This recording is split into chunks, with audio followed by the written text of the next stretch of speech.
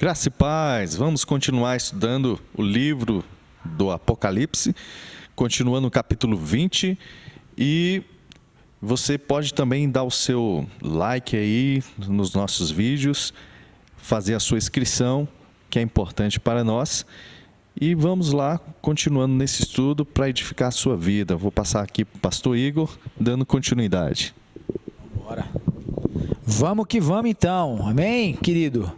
Vamos continuar aqui o capítulo de número 20 e vamos falar sobre o trono branco, né? Esses dias, né, nesses episódios que a gente está fazendo sobre escatologia, eu recebi uma mensagem de um discípulo da nossa igreja lá em Sobradinho, e ele estava com uma questão que ele me trouxe falando assim: pastor, a Bíblia vai falar sobre o julgamento, sobre juízo, certo? Como que funciona esse juízo? Como que é esse julgamento? Né? Como que isso vai funcionar? Bom, vamos lá, vamos falar sobre isso aqui um pouquinho. O verso 11 do capítulo 20 vai nos dizer assim, ó: vi um grande trono branco e aquele que nele se assenta, de cuja presença fugiram a terra e o céu, e não se achou lugar para eles. O trono branco aqui indicando a glória e a majestade de Deus, tá? João não identifica aquele que nele se assenta, tá? Mas no Apocalipse geralmente é Deus, né, que está assentado no trono, tá? Na escatologia aqui que a gente vê do livro do Apocalipse, quando se fala de alguma pessoa sentada no trono, geralmente é Deus, sempre é Deus, né? No início era Deus e o Cordeiro entra e pega lá o livro, enfim. Então, é importante a gente entender isso daí. Como vimos no início desse material, na descrição dos símbolos, tá? A cor branca fala de santidade, tá? Mas também nos revela justiça e juízo, né? Essa cor, ela tá ligada a esse sentido. Esse trono aí, ele vai ser descrito por João como um trono branco, onde toda sujeira será vista por todos diante da luz da glória de Deus. Pois o branco é uma cor que denuncia a sujeira quando exposta à luz, né? Isso é bem fácil de entender. O dia do juízo final será um dia terrível, né? O julgamento ele vai ser duro. Este é o momento onde será muito tarde, tá? Para clamar por perdão. Aí já não vai ter jeito, né? Na tribulação ainda tem jeito. No milênio ainda tem jeito. Mas quando chegar no trono branco, aí não vai ter como mais. O que vai acontecer na tribulação e no milênio é que você já não consegue mais, vai perdendo algumas condições de alcançar alguns lugares, tá? No reino de Cristo. Então, quem sobe no arrebatamento é quem casa. São os vencedores, são aqueles que guardaram as suas vestes brancas e que ali se mantiveram puros. Então, esse grupo de pessoas que sobe nesse primeiro momento, que são arrebatados nesse primeiro momento, essa turma são os vencedores, tá? Não são todas as pessoas que morreram, não são antes ali do período do Velho Testamento, do Novo. Não é todo mundo que morreu no Velho Testamento que subiu, que Jesus levou o cativeiro. Não são todos que morreram, tá? No Novo Testamento que vão ser ressuscitar. Os que vão ressuscitar é só aqueles que vão casar com Jesus, só a noiva, tá? Vai haver um momento onde os mortos, a gente vai ver aqui exatamente, os mortos eles vão subir esse outro grupo como convidados, tá? Mas para casar não. Então, na tribulação, pode converter? Pode, só que você já não é mais noiva, você é convidado ao casamento. Então, perdeu. No milênio, mesma coisa, você pode converter ainda a gente no milênio? Pode converter, só que vai ser também convidado. Já perdeu essa condição, tá? Então vai perdendo, vai caindo aquilo que você pode alcançar como herança. E agora no trono branco, quando chegar diante do trono, aí não tem mais arrependimento. E provavelmente vai haver muita gente querendo arrepender, porque vão ser expostos todos os seus pecados. Então, mas ali já não tem mais jeito, tá? Não há presença de nem mais um elemento que identifique graça. Mas tudo virá luz, tudo. Diferente do capítulo 4, que tínhamos a presença ali do arco, né? No céu, aqui não. Aqui a terra e o céu fugiram diante daquele que está sentado no trono. Não tem mais nada. Após o juízo do trono branco, a morte e o inferno serão lançados no lago de fogo. Então, todo mundo que foi reprovado ali vai ser lançado no lago de fogo. E aqui nós começamos então a deslumbrar a janela para a eternidade, né? A janela para a eternidade. E essa janela para a eternidade, ela vai nos apontar o quê? Resolvemos dar aqui esse título, né, da janela para a eternidade, para os assuntos a serem abordados à sequência. Pois ainda há muita, assim, não há tanta clareza, né, sobre o que vai vir depois, né? Será um tempo em que a gente não tem muita indicação de como será, tá, esse período da eternidade, a dispensação da eternidade, como será, né?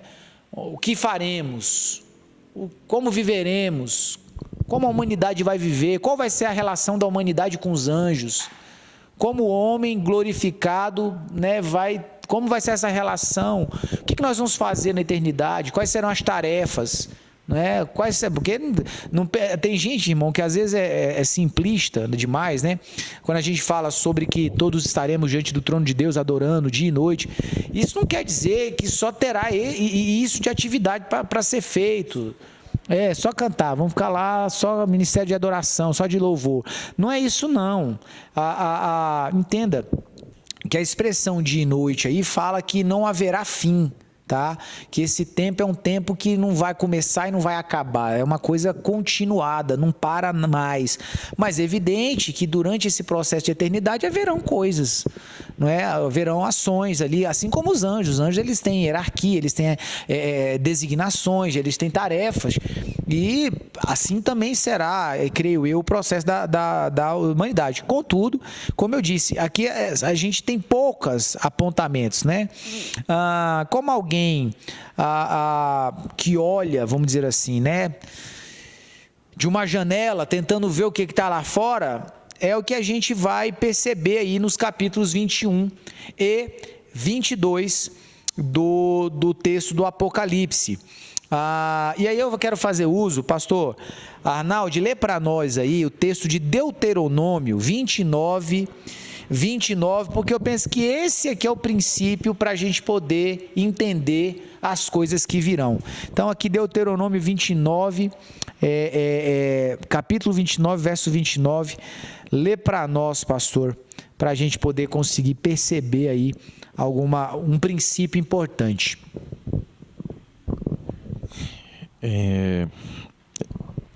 Então aqui diz o seguinte: as coisas encobertas pertencem ao Senhor, nosso Deus, porém as reveladas nos pertencem a nós e a nossos filhos para sempre, para que cumpramos todas as palavras desta lei. Então assim, o pastor Zait leu aqui, as coisas encobertas pertencem ao Senhor, não é? Então assim, a gente não tem que ficar tentando, né, pastor, procurar criar deduções, criar teorias, o que foi revelado, né? A gente discerne. O que não foi é a surpresa de Deus para nós, né? O que a gente vai.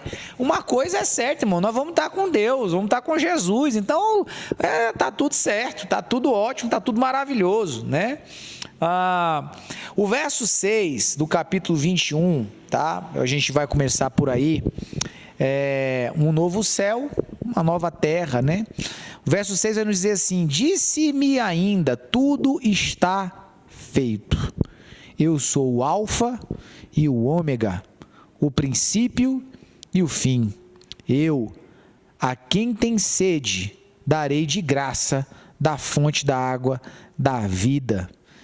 É um tempo que vai ser poderoso, irmão. Pedro, o apóstolo Pedro, anuncia a destruição da criação que conhecemos e profetiza pelo Espírito a criação de novos céus e nova terra. Esse texto está na segunda epístola de Pedro, no capítulo 3, versos 11 em diante. Lá em 2 Pedro 3 diz assim, os céus, primeiro o verso 7, depois o verso 11 e o 13. O verso 7 primeiro diz assim, ora, os céus que agora existem e a terra, pela mesma palavra, têm sido entesourados pelo fogo, estando reservados para o dia do juízo e destruição dos homens ímpios. Aí vamos para o verso 11. Visto que todas essas coisas vão de ser desfeitas, deveis ser tais como os que vivem em santo procedimento e piedade, esperando e apressando a vinda do dia de Deus, por causa do qual os céus incendiados serão desfeitos e os elementos abrasados se derreterão. Nós, porém, segundo a sua promessa, esperamos novos céus e nova terra nos quais habita justiça. Bom, João afirma ver esse novo céu e essa nova terra, né? Ele viu, testificando a profecia de Pedro, ao compartilhar a mensagem do Apocalipse de Jesus. Então, a sincronia, né? Pedro havia discernido no Espírito, e João viu, né? Esse novo lugar, né? O verso de número 1 aí, né? Ele vai nos apontar, estou em Apocalipse 21, verso 1 diz: vi novo céu e nova terra, pois o primeiro céu e a primeira terra passaram e o mar já não existe. Então a gente vê um cenário que depois do milênio, eu penso que o milênio é um período de desintoxicação, né? É um tempo onde ali Deus está dando, Jesus está mostrando o seu reino, a sua maneira de governar, dando ali o arremate final para aquele. Olha como é que é a paciência de Deus, né? Então, mesmo depois lá do arrebatamento da noiva, ele ainda salva pessoas, ainda tem esperança na tribulação, no milênio. Mas aí chega uma hora que a paciência esgota, tem um fim, e chega o dia do trono branco. E no trono branco a gente percebe que há esse momento de luz, o céu e a terra fogem, e ali é todos os homens diante do trono, e vai haver esse julgamento. Finalizado isso, o que se vê é que aquela velha, a terra, o céu. Bom, para mim aqui, tá? Esse aspecto, aqui só complementando, tá? O verso 5 do mesmo capítulo 21 vai dizer assim: e aquele que está sentado no trono disse: eis que faço nova todas as coisas, nova. E acrescentou: escreve, porque essas palavras são fiéis e verdadeiras. Algumas características aqui dessa nova terra, para a gente poder conversar um pouco sobre isso. Nessa nova terra não haverá divisões entre continentes, como a gente vê hoje, pois o mar não vai existir mais. Já falou que não vai ter mar. Nesse caso, a expressão mar é literal, não é nações. Por quê? Porque ele está falando dos elementos, está falando de terra, céu, mar, então é literal. Pois nos versos a gente vê e constatar isso daí. E por isso podemos dizer que essa planície, né, possibilitará que todos os habitantes virão a Jerusalém para adorar, né? Parece só haver uma montanha, né, que será vista por toda a terra. A gente vai ver no verso 10, pastor, abre o verso 10 aí do 21 para nós. Verso 10 do capítulo 21 do Apocalipse. Achou aí? Então, assim, a gente vai ler o texto aqui, o pastor Zayt está procurando ali. Achou? E ele me conduziu no espírito à parte alta de uma montanha e revelou-me a cidade santa, Jerusalém, que descia do céu da parte de Deus. Aqui nós estamos vendo que a Nova Jerusalém, ela desce do céu sobre esse monte, né? Ela vai ser ali estabelecida, né? Lá em Hebreus, no capítulo 12, no verso 22 e o verso 23, nos diz assim, ó: mas chegaste ao monte Sião e à cidade do Deus vivo, a Jerusalém celestial, e aos muitos milhares de anjos, a universal assembleia e igreja dos primogênitos que estão inscritos nos céus, e a Deus, o juiz de todos, e aos espíritos dos justos aperfeiçoados. Então, assim, temos aí esses apontamentos. Bom, nós vamos ver no verso 4 do capítulo 21 que não haverá mais sofrimento, não haverá mais morte, né, nessa nova terra. No verso 3, né, o verso 4, no verso 3, o próprio Deus habitará nessa terra, né, não haverá pecado. Nessa terra, todos os pecadores estarão no lago de fogo, já acabou, não tem mais pecador na terra, onde permanecerão por toda a eternidade, está lá no verso 8 do capítulo 21. Então, assim, há muitos apontamentos aí, né? Características dessa nova Jerusalém. Então, assim, falei da nova terra, né? Que vai ser o contexto total, geral, e existe a nova Jerusalém, que vai estar em cima do monte. Então, ao redor, provavelmente, as nações, né? Muitas cidades espalhadas por ali. A Nova Jerusalém, qual é o aspecto da Nova Jerusalém? Semelhante à noiva, toda adornada, né? Possivelmente pelo fato de todos os vencedores estarem dentro dela. Então, olha a importância aqui do processo que eu falei para você lá atrás. Quem é que vai habitar na Nova Jerusalém? Não é todo mundo, não. Quem vai morar lá é a noiva. É a cidade da noiva. Então, o monte, Nova Jerusalém. Quem mora na Nova Jerusalém lá, com Jesus, onde vai estar o próprio trono de Deus? Só a noiva mora lá. Aqui embaixo, não é, ao redor, as nações, o resto do povo, né? Ok, ela está pronta no céu. Lembra lá em João, Jesus disse que ia preparar lugar. Para quem que ele ia preparar esse lugar? Não é? Para os seus discípulos e para aqueles que iam subir. Então, ele foi preparar. Essa cidade, ela está pronta. Ela vai descer do céu, da parte de Deus. O cordeiro será a sua lâmpada, ou seja, tem a glória de Deus. O seu fulgor era semelhante a uma pedra preciosíssima, não é? Como pedra de jaspe, então um brilho. Essa cidade, ela vai ter 12 fundamentos, né? Ela vai ter uma grande e alta muralha. A muralha da cidade, ela tem 12 fundamentos, não é? Que mais? Ela tem 12 portas, e essas 12 portas são 12 pérolas, e cada uma dessas portas de uma só pérola. Então, assim, não é emendada, é uma pérola só, Mano, vai ser um negócio lindo demais, né? Uma porta de pérola, né? Vai ser algo extraordinário, né? Essas portas nunca vão se fechar, porque nela não haverá noite na cidade, ok? O formato da cidade, ela é quadrangular, comprimento e largura iguais. O tamanho, ela mede 12 mil estádios. Cada estádio aqui, ele tem mais ou menos 200 metros. Então, equivale aqui a 2.200 quilômetros, o comprimento da cidade, tá? Cadê onde eu estava? Aqui.